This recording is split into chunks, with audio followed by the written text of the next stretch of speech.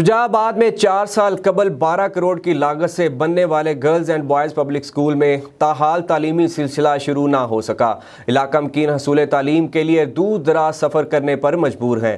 مزید جانتے ہیں عتیق الرحمان کھوکھر سے۔ جی عتیق الرحمان، اسکول کی تعمیر کے باوجود ابھی تک تعلیمی سلسلہ کیوں شروع نہیں ہو سکا؟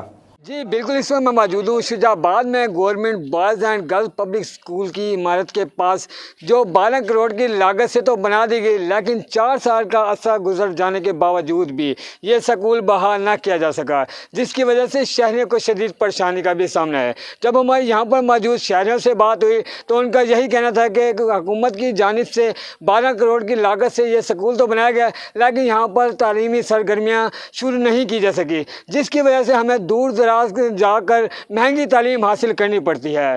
شہریوں نے حکومت وقت اور وزیر تعلیم سے بھی یہی مطالبہ کیا ہے کہ جلد سے جلد اس سکول کو بحال کیا جا سکے، تاکہ ہم بہتر تعلیم حاصل کر کے اپنے بچوں کو بہتر مستقبل دے سکیں۔